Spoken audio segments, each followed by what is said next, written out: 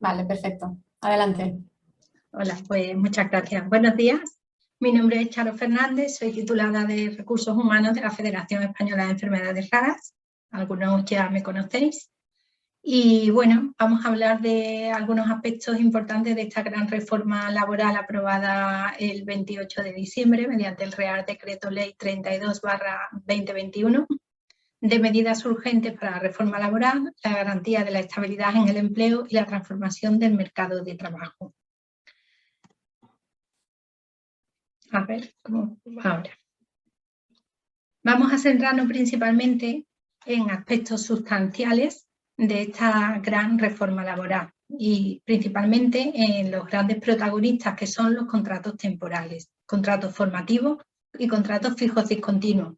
No sé, también vamos a, bueno, no en este webinar, seguramente en otro webinar hablaremos de la regulación por ERTE, que especialmente dedica a los de fuerza mayor, y se crea un mecanismo de flexibilidad y de estabilización del empleo con dos modalidades, cíclica y sectorial, que se deben activar desde el Consejo de Ministros para permitir la reducción de la jornada o suspensión de contratos, incluyendo un fondo para la prestación y financiación de estas prestaciones y exenciones de cotización en la seguridad social y costes de formación. También uno de los aspectos clave de esta gran reforma laboral es la parte que dedica a la negociación colectiva, donde se mantiene la prioridad aplicativa al convenio de empresa respecto a los sectoriales, excepto en la parte salarial, donde es el convenio del sector donde prioriza el tema salarial. Y por último, la subcontratación de servicios, donde se establece una posible limitación a la externalización de los servicios y se aplica el convenio de la actividad desarrollada frente al del objeto de la subcontrata. Nosotros simplemente nos vamos a dedicar más que nada a los contratos y, como digo, en otro webinar posiblemente se amplíe a la parte de regulación ERTE y a la negociación colectiva y a los convenios.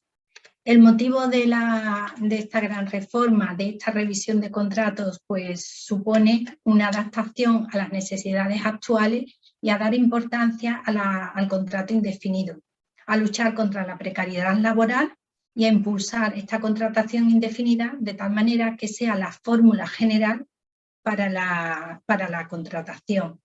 Dejar la contratación temporal que tenga un origen simplemente causal y evitar esta fórmula abusiva como norma general. También se pretende conseguir que sea el contrato formativo sea un marco idóneo para la incorporación de las personas jóvenes al mercado laboral a través de dos tipos de contratos. El contrato formativo en alternancia, en colaboración, o sea, en compatibilidad con los estudios, y bien el contrato que permite una práctica profesional adecuada al nivel de estudio, frente al contrato formativo que teníamos anteriormente, que era el de práctica o aprendizaje. En esta reforma se incluyen dos tipos de contratos, la alternancia con los estudios o dual y el contrato de una práctica profesional adecuada al nivel de estudios. Por último, con la reforma lo que se pretende es adaptar a las empresas u organizaciones a los cambios en el contexto económico, a las transiciones productivas, a la alta temporalidad y al encadenamiento de los contratos de muy corta duración. Pues bien, entrando en los contratos podemos distinguir dos grandes tipos de contratos. Los contratos estructurales o de duración determinada, donde encontramos los contratos de circunstancias por la producción y por sustitución de la persona trabajadora. Y el otro gran grupo de contratos que son los contratos formativos, como he dicho anteriormente, el contrato de formación en alternancia o dual y el contrato formativo para la obtención de práctica profesional. El contrato de circunstancias de la producción, este contrato es el que veníamos desarrollando anteriormente, el que ya teníamos contemplado, sin embargo, lo dejan bajo criterios muy específicos y concretos. La causa se debe a un incremento ocasional e imprevisible de las circunstancias de la producción que, aun tratándose de la actividad normal de la empresa, genera un desajuste entre el empleo estable y disponible. será necesario que se especifique con precisión en el contrato la causa habilitante de la contratación temporal, las circunstancias concretas que justifican esa temporalidad y su conexión con la duración prevista. Ahora bien, no se puede utilizar el contrato en el marco de contratas o subcontratas o concesiones administrativas que constituyan la actividad habitual u ordinaria de la empresa. Sin embargo, sí podríamos utilizarlo en el marco de contrata o subcontrata si esta actividad es previsible o genera, según nos dice la norma, genera oscilaciones y situaciones ocasionales previsibles. En este caso, sí podríamos utilizarla, pero para un periodo de 90 días no continuados en el año. Y en este caso podríamos utilizar un número limitado de trabajadores. Con carácter general, la duración de estos contratos son 6 meses máximos, a menos que el convenio aplicable de cada entidad establezca una duración superior, que nunca será superior a 1 año. Y a la finalización del contrato, el trabajador, la persona trabajadora, podrá tener derecho a una indemnización de 12 días de salario por año de servicio. Llegados a este punto, nos preguntamos ¿qué ocurre con el contrato de obra o servicio? Ese contrato al que hemos recurrido tanto cuando ha llegado un proyecto. ¿Acudimos al contrato de obra? ¿Ha desaparecido? Pues sí, este contrato ha finalizado, ha desaparecido, pues era un contrato al que se recurría con bastante frecuencia y daba lugar a mucho fraude. Se ha acabado incluso en el sector de la construcción. No es nuestro caso, pero se ha dado por finalizado ese contrato, ya no existe. ¿Cuál es la causa del contrato de circunstancias de la producción imprevisible? Pues el incremento ocasional e imprevisible y las oscilaciones que generen un desajuste temporal entre la plantilla. Por ejemplo, las vacaciones. La duración será 6 meses y máximo 12, ampliable por el convenio sectorial. O serán previsibles, como he dicho antes, en el caso que haya un incremento ocasional previsible, que podrían ser en el caso de contratas, y serán 90 días en el año no continuado. Y no habrá límite para contratar a trabajadores. Excluimos las contratas, subcontratas y concesiones administrativas en el caso que sea la actividad normal y ordinaria de la organización. El ocasional será no estacional, no será fijo, discontinuo y previsible, por ejemplo, como he dicho antes, en el caso del lanzamiento de una nueva actividad, obra o servicio determinado, no vinculado a contrata o subcontrata. Podríamos utilizar este tipo de contrato. Para la ejecución de un proyecto subvencionado nos cabe la pregunta de si podríamos utilizar o no utilizar este tipo de contrato. Pues simplemente tendríamos que analizar claramente los 3 factores: previsibilidad, recurrencia y duración.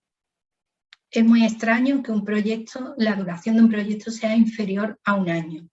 Si no la supera, si la ejecución de ese proyecto que nos han concedido es inferior a 1 año, pues solamente tendríamos que hacernos la pregunta de si la previsibilidad y recurrencia de ese proyecto cumple. Entonces, en ese caso, podríamos hacer las circunstancias de la producción para ese proyecto. En caso contrario, tendríamos que acudir a otro tipo de contrato. Otro tipo de contrato estructural o de duración determinada sería el contrato de sustitución de la persona trabajadora. En este contrato pues, hemos metido el contrato de interinidad, el contrato de relevo y además incluimos el contrato de cobertura temporal de un puesto de trabajo. Con este contrato metemos la sustitución de una persona trabajadora con derecho a reserva del puesto. Es el típico caso de interinidad, por excedencia, de maternidad, etc. En él tenemos que ponerle el nombre de la persona sustituida y la causa de la sustitución. Otro caso es para completar la jornada reducida de una persona trabajadora, siempre y cuando esa reducción se ampare en las causas previstas legalmente en el Estatuto de los Trabajadores o en el convenio aplicable. Igualmente tenemos que reseñar la causa que justifica la sustitución de esa jornada y la persona trabajadora que es sustituida. Es el caso característico de una jubilación parcial, por ejemplo, en el contrato de relevo. y la cobertura temporal de un puesto de trabajo mientras se hace un proceso de selección para la cobertura de un puesto fijo. La formalización es que necesariamente ha de constar el nombre de la persona sustituida y la causa de la sustitución.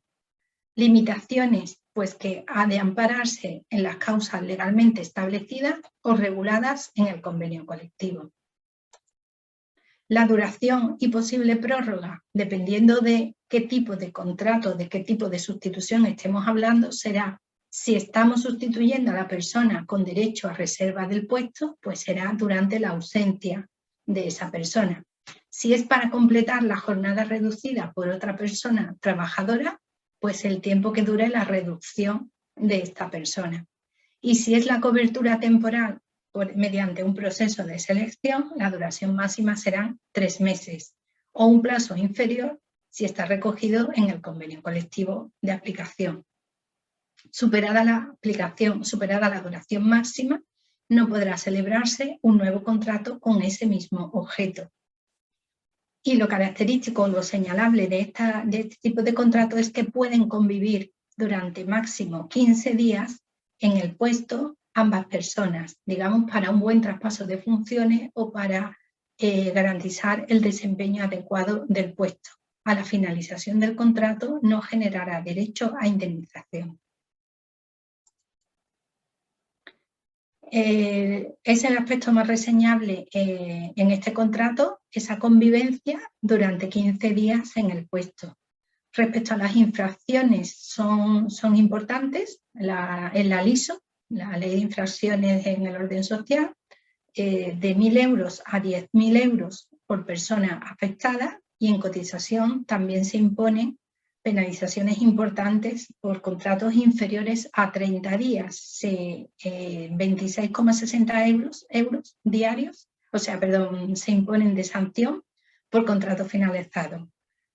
Y respecto a la pregunta de qué tipo de contrato podríamos realizar para sustituir en maternidad a partir del 30 de marzo, que fue cuando entró en vigor la reforma laboral, pues el contrato adecuado sería el de sustitución de la persona trabajadora. Si anteriormente hacíamos un contrato de interinidad por maternidad, pues actualmente el contrato que tenemos que hacer es el de sustitución de persona trabajadora con derecho a reserva de puestos de trabajo. Respecto a los contratos bonificados sobre interinidad, si desaparecen o no, de momento aún no se han concretado las bonificaciones aplicables a cada caso. Sobre los contratos para cubrir bajas de larga duración, si generan o no derecho a indemnización, pues igualmente tampoco no generan derecho. El contrato se extingue y a la finalización de la sustitución pues no genera ningún tipo de derecho. La modalidad adecuada para sustituir las vacaciones, la modalidad adecuada, como hemos visto antes, en cuanto a sustitución de vacaciones, sería un contrato de circunstancias por la producción, porque genera un desajuste temporal entre la plantilla y esto da derecho a la cobertura temporal por circunstancias de la producción.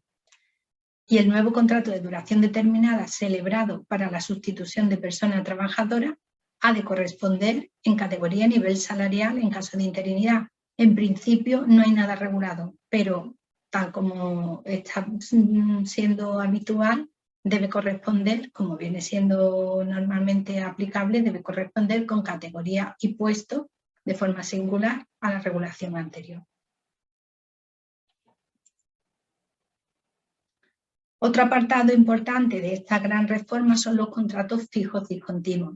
La causa de estos contratos, reguladas en el artículo 16 del Estatuto, se conciertan para la realización de trabajos de naturaleza estacional, vinculados a actividades productivas de temporada, o para el desarrollo de aquellos que no tengan dicha naturaleza, pero que siendo de prestación intermitente, tengan periodos de ejecución ciertos, determinados e indeterminados. Se puede utilizar en el marco de contratas mercantiles o concesiones administrativas, que siendo previsibles formen parte de la actividad ordinaria.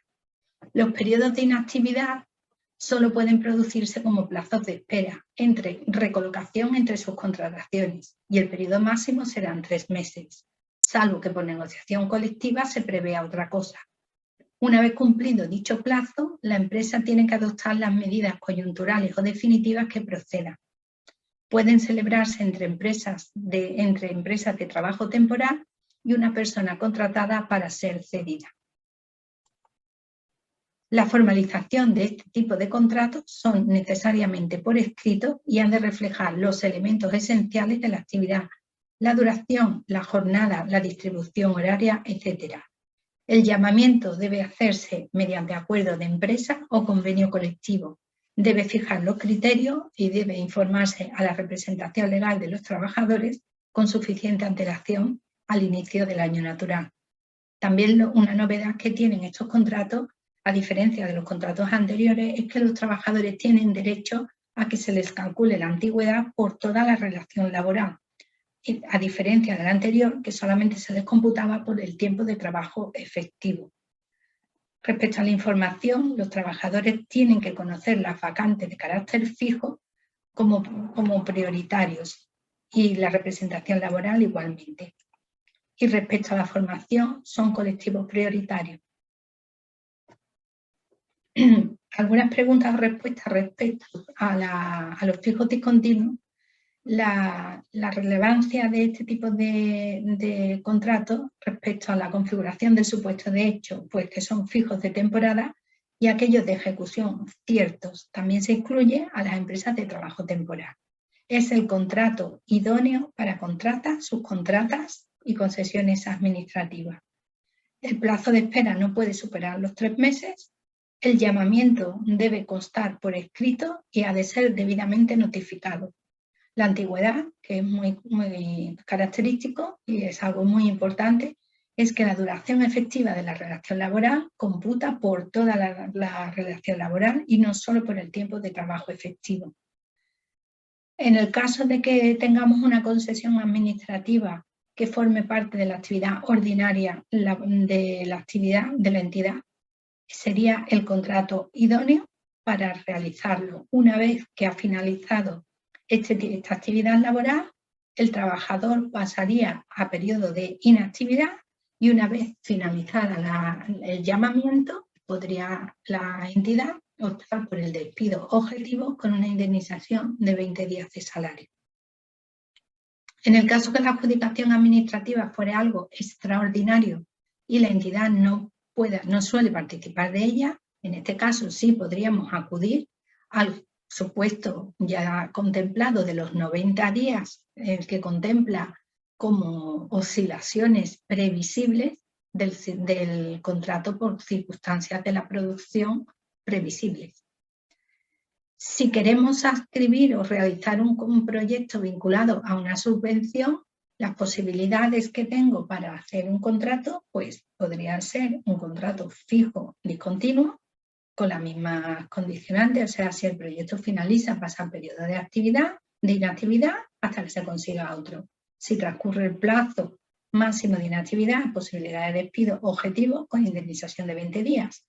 Otra posibilidad sería contrato de circunstancia de la producción, analizando el tiempo, la previsibilidad y la temporalidad, o bien la posibilidad de indefinido. Serían las 3 opciones posibles para adscribirlo a un proyecto vinculado a una subvención. Y por último, tenemos dentro de los contratos el gran grueso importante, que son los contratos formativos.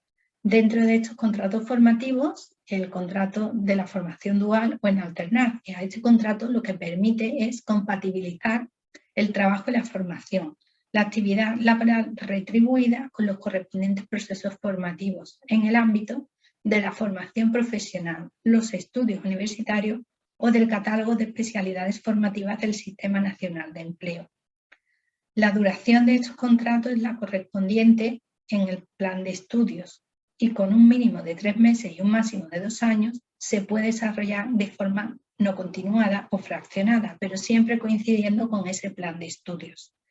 Se podrá prorrogar en la medida que se haya realizado por una duración inferior a la máxima y siempre y cuando no se haya obtenido esa titulación que habilita o que se ha formalizado según el contrato. No se podrá formalizar ningún periodo de prueba, puesto que el objeto del contrato es obtener esa formación que habilita, que le facilita el trabajo. Respecto a la actividad laboral, tiene que estar directamente relacionada con las actividades formativas que justifican la contratación laboral. El tiempo de trabajo efectivo no puede ser superior al 65% durante el primer año y el 85% en el segundo año de la jornada máxima prevista en su convenio colectivo o, en su defecto, en la jornada máxima legal. En cuanto a la formación teórica, está pendiente de desarrollo reglamentario todo su contenido y la financiación de la actividad formativa. Limitaciones tiene en cuanto a la edad. En los certificados profesionales de nivel 1 y 2, la limitación está en 30 años y en personas de exclusión social y discapacidad no hay límites de edad. La retribución será la fijada en proporción al tiempo de trabajo efectivo y no podrá ser nunca inferior al 65% el primer año y el 85% en el segundo y en ningún caso inferior al salario mínimo interprofesional. El plan formativo que debe incluir este tipo de contratos tendrá que especificar claramente el contenido de la formación, el calendario establecido, las actividades que incluye, los requisitos que implica, las tutorías y debe contar con una persona como tutor. Los puestos de trabajo que están acogidos a las nuevas modalidades de contratos formativos deben ser definidos por convenio colectivo de ámbito sectorial, estatal o autonómico o en su defecto en convenios de ámbito inferior. La finalidad de este tipo de contrato pues, es compatibilizar estudios y trabajo. No significa este tipo de contrato que deja de existir la figura del becario. Lo que sí existe, según la disposición adicional segunda de este Real Decreto, es un compromiso del Gobierno y de las organizaciones sindicales y empresariales de que a partir de la reforma del 30 de marzo abordar en el plazo de 6 meses un estatuto del becario. En cuanto a la duración, hay diferencias. Si antes el contrato, el plazo mínimo para la formalización era de 1 año, ahora son 3 meses. Y si la duración máxima antes eran 3 años, ahora son 2. Se incrementa la exigibilidad formativa cuando incluye un plan formativo individual. Se prohíben las horas extras, el trabajo a turnos y el nocturno. Y tampoco puedo celebrar este tipo de contrato con alguna persona que haya estado en mi entidad más de 6 meses desarrollando la misma actividad formativa para la que ha sido contratado. El otro tipo de contrato formativo es el contrato para la obtención de práctica profesional. La causa es la obtención de una práctica adecuada al correspondiente nivel de estudio. No puede exceder de 6 meses, no puede ser inferior a 6 meses ni exceder de 1 año. Este tipo de contratos sí se formaliza con personas que ya han terminado los estudios. Estas personas ya tienen el título universitario, ya sea de grado medio, superior, especialista o máster, o también enseñanzas deportivas. Ha de concertarse dentro de los 3 años siguientes a la terminación de los estudios o 5 años para personas con discapacidad. No pueden realizarse con quienes hayan obtenido experiencia profesional o hayan realizado una actividad formativa en la misma actividad dentro de la misma empresa u organización superior a 3 meses y no pueden estar contratados en la misma empresa o distinta por tiempo superior a los máximos en virtud de la misma titulación. En este caso sí se establece un periodo de prueba que como máximo puede ser 1 mes y deberá permitir la actividad laboral la obtención de la práctica profesional adecuada al nivel de estudios o formación objeto del contrato. En cuanto a la formación teórica, lo mismo que el contrato dual, se establecerá reglamentariamente.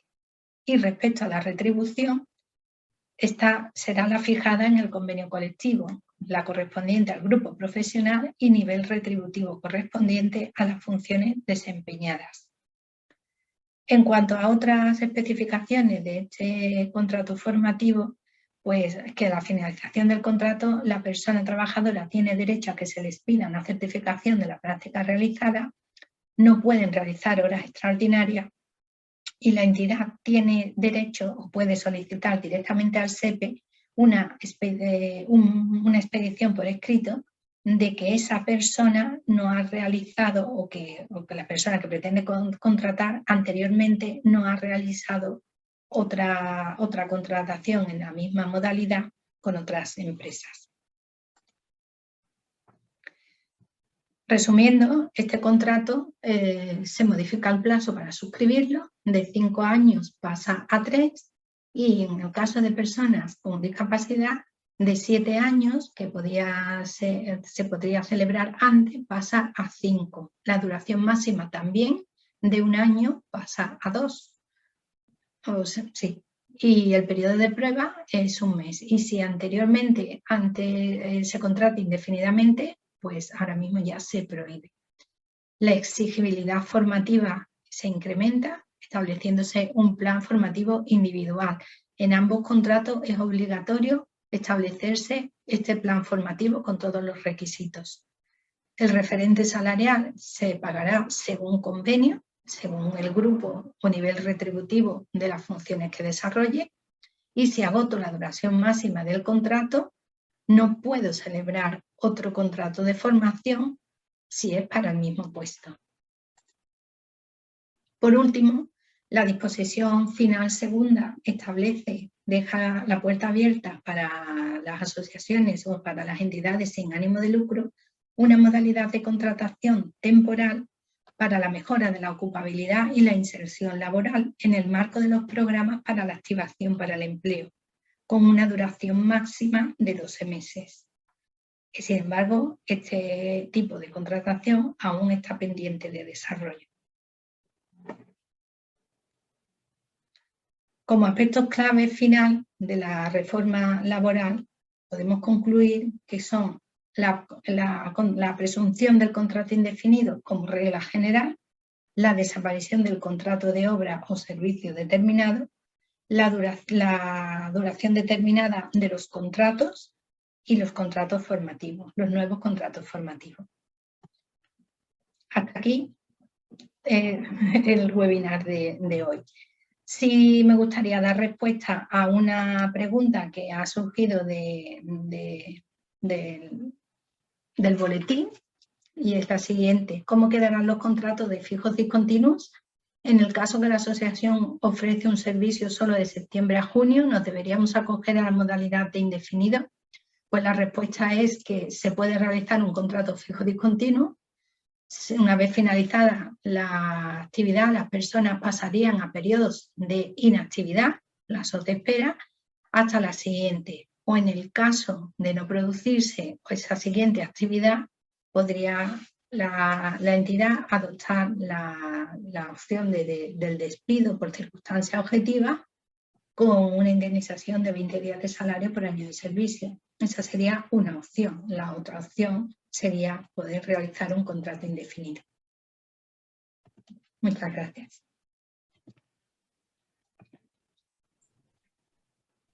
Gracias, Charo.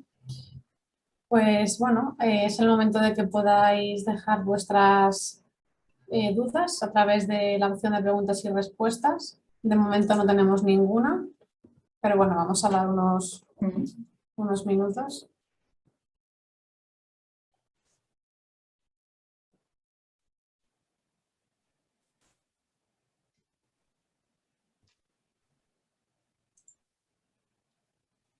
Sí que indicaros que a lo largo de la semana se os enviará la presentación, se enviará la encuesta de satisfacción y se enviará la grabación, ¿vale? Os adjuntaremos el enlace de YouTube para que también lo podáis volver a visualizar.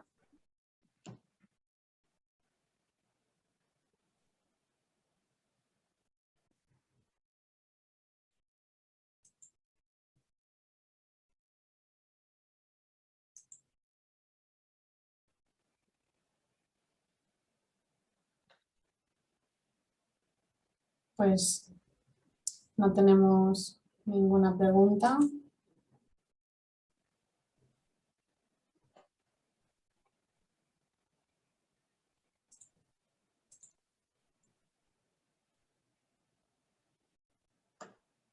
Bueno, en cualquier caso, si hay alguna duda, las pueden dejar, les puedo dejar el correo. Para las entidades, el mejor canal de contacto, de comunicación para las dudas es SIO Asociaciones, que seguro que lo tenéis el correo ubicado. Si os surgiera alguna duda posteriormente, pues siempre la podéis canalizar a través de ellas y nos la transmitirán y os haremos llegar la respuesta. Nos dicen que está todo claro, que nos irán consultando. Perfecto, sí. Claro, no les surge ninguna duda, pero que agradecen el correo. Os voy a escribir el correo.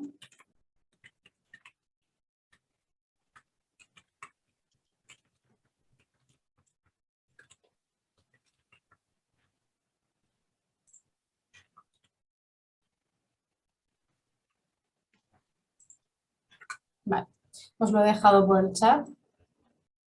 Cualquier cuestión la podéis canalizar a través de ahí y lo que os decimos, nos lo comunicarán y os haremos llegar la respuesta. Y a lo largo de la semana tendréis también el resto de la información. Así que nada, muchas gracias a todos por participar. Gracias.